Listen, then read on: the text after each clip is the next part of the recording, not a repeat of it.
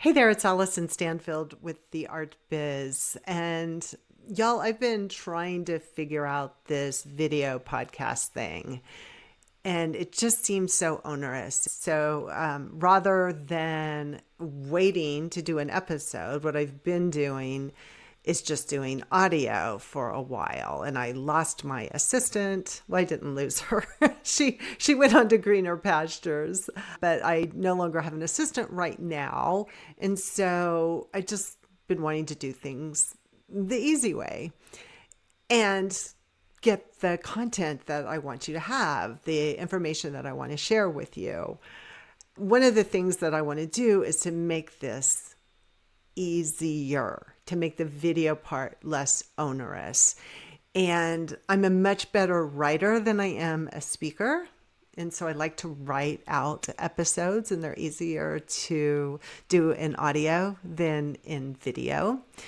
But I'm going to try this. I'm stretching myself. I'm challenging myself. I'm trying to do something different. I want this to be less scripted and more conversational, like when I have a guest on, because those are not scripted either. I want to also be ready to record. That's language from my friend Zach Wolfson at readytorecord.com, who just wants me and his artist clients to be ready to record at the drop of a hat, to not try to be so perfect. So this is me not trying to be perfect. This is me wanting to share something with you and doing it in a new way today. And it's not totally unrelated to today's topic. So let's get into that. What I want to talk about today is what to do when life is heavy and your art business still needs you. Because in general, artists are a sensitive lot. You were just built that way. You're affected by what goes on in your immediate world and what you witness outside of that bubble. And you rely on that sensitivity to make your best art. We don't want to change that.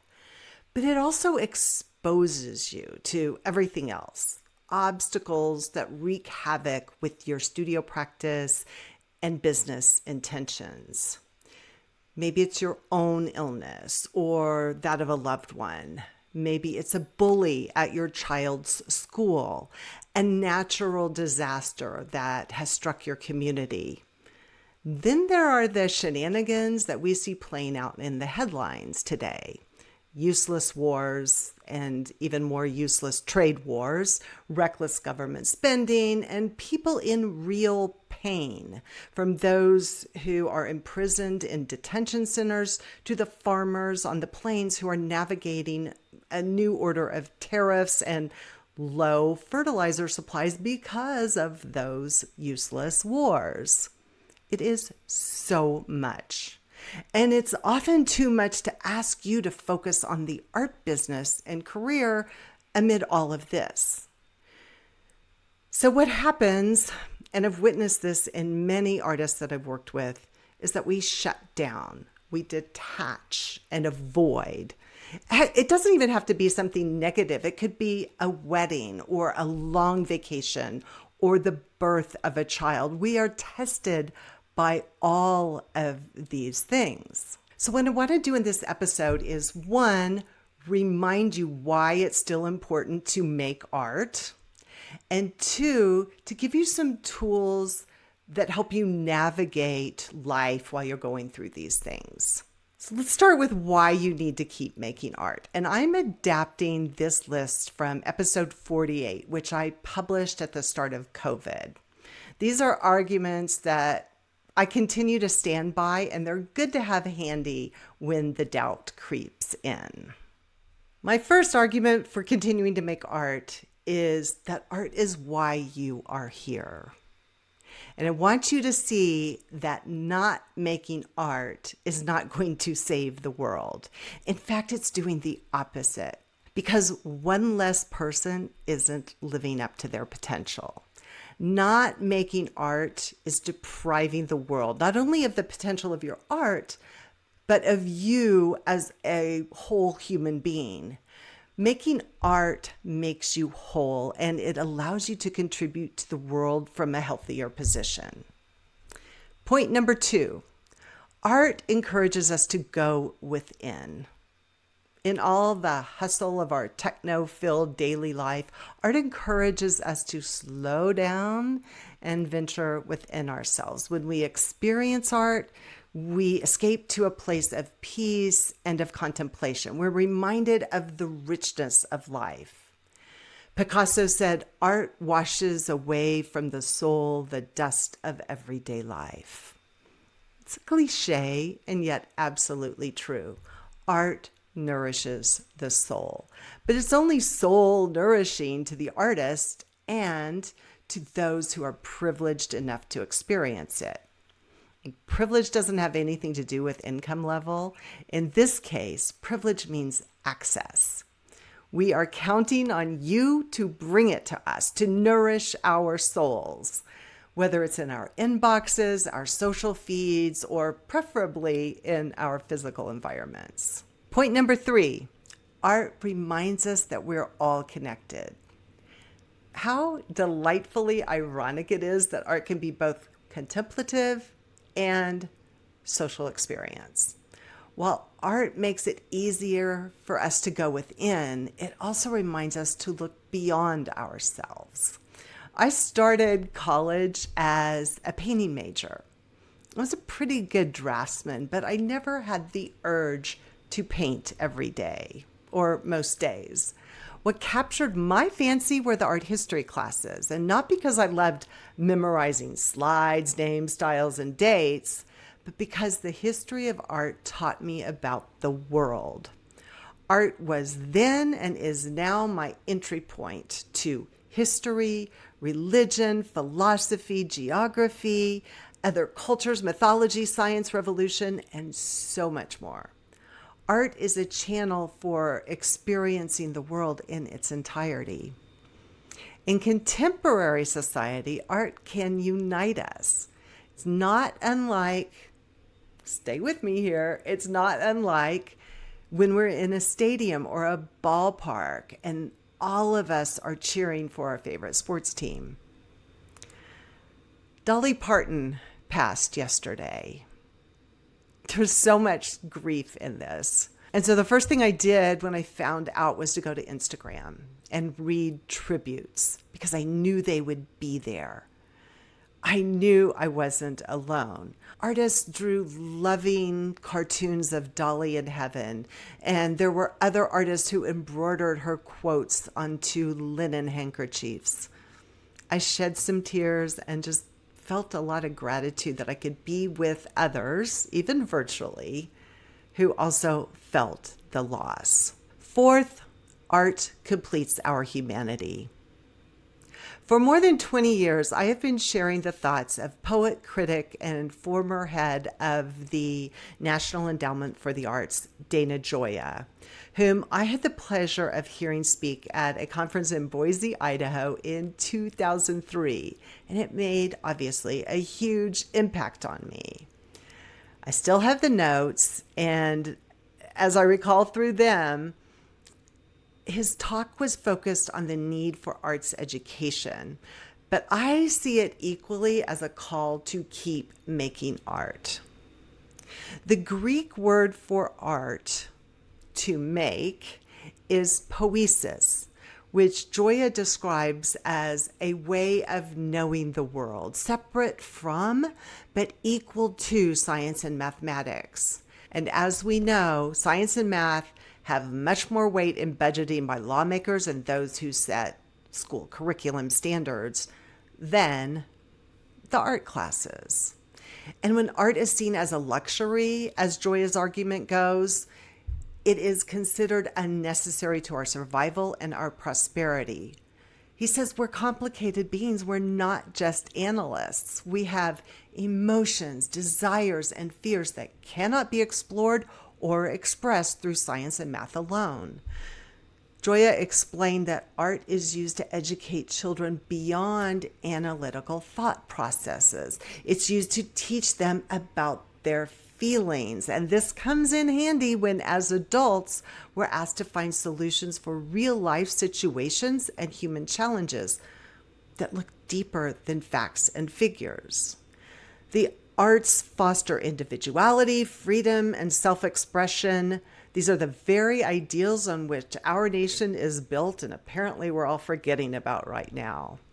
So, not all of us, but art is not a luxury. It's absolutely necessary to complete our humanity. It is, as Joy has said, mainstream civic common sense.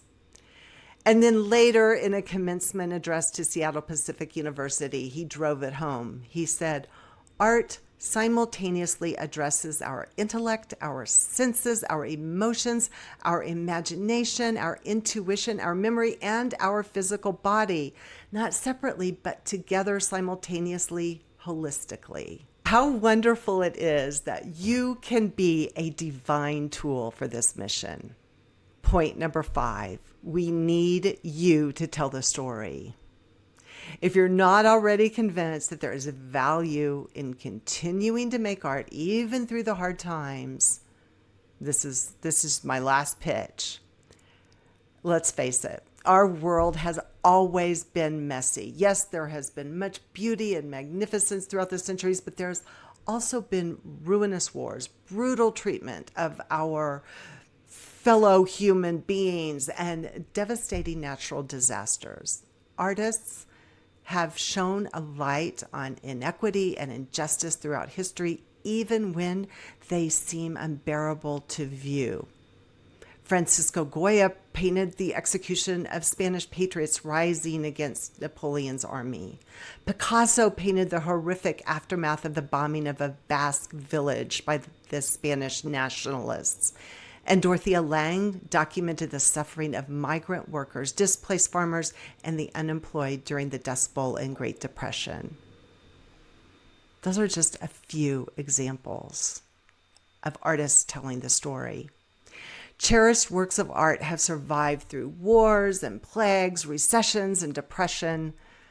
We need people devoted to communicating through the universal language of art to tell the story of our age, whatever that looks like for you. It doesn't have to be narrative strictly.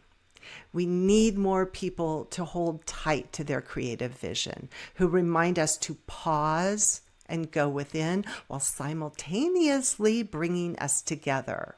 And we're always going to need that. That's your purpose. That's why you're put here and given the curiosity and talent of an artist. To abandon it now or at any other time when life is heavy would be tragic. Now, I hope that I've convinced you to continue doing the work that you do in the studio. And your next step is to keep the business running, to find opportunities and make money so at least you can finance that art supplies habit that you have. Here's how you can go about doing that. Because making art is one thing. Sharing it with others, as you well know, is quite another. But for a business to stay afloat, it's got to stay in motion. You got to keep going. There has to be some consistency over time because it's incredibly difficult to restart a business after you have neglected it, whether it's for 2 months or 2 years. I have watched this happen so many times, not only to artists, but to some friends of mine. It takes more energy to restart than to keep it going because things just change so quickly. You bump up against a new technology, or you have a steep learning curve for the platforms that you were used to using previously, but they've changed. Nobody told you they changed and you got to catch up. Or maybe your list has gone cold and you find that you're having to reintroduce yourself to the people who were once very well aware of your goings on. The solution to avoid this predicament is to lean on a routine, an underlying machine that keeps your business almost, not quite, but almost on autopilot. Think of what would happen if you opted out of the basic requirements for running a business. What would happen if you didn't make art? You didn't pay your bills. You didn't pay your taxes. You didn't update your website. You didn't share your art with the public. Your business would go downhill. And so there has to be a way, even when life is heavy, that you keep it afloat, that you have these rituals, habits, routines that can keep going even at a bare minimum. Because sometimes you have to just rely on the bare minimum. I get that. Bad things happen. People leave us. People need us.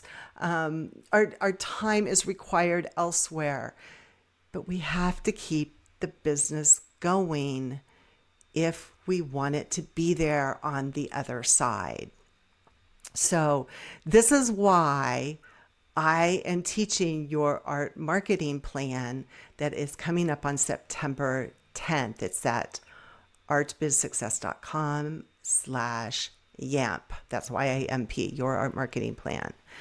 I'm teaching it because I'm going to walk you through a process that gives you a routine, not one that I impose on you, but one that you say, yeah, I can do that. I can commit to these things every week, every day, every month, whatever it is for you.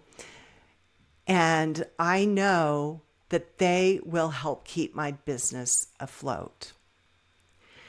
There will always be times for an extra layer, for a special event, an exhibition, perhaps a sale or a workshop that you're teaching, a launch, an official launch that you can layer over that. But you've got to have those habits and routines in place so that they can support you, so that you can, while you are going through difficult times, while life is heavy and you're worried about the latest headlines, you can say, yeah, this part is working. I'm doing this. I know it's going to be there on the other side. So again, if that's something that you could use to hold you up during the very difficult times, because they are upon us, and some of us feel them more than others, then I hope you'll join me for your marketing plan. It's coming up on September 10th. It's at artbizsuccess.com/YAMP. What I do want to leave you with, though, is if nothing else, if you're not going to work on business stuff, if that's not important to you, to make money, to get the opportunities, at least keep making art. Have it be there for the rest of us. That's it for this episode of the Art Biz. You can find all the notes and everything at artbizpodcast.com. Thanks so much for joining me, for allowing me into your artist life today.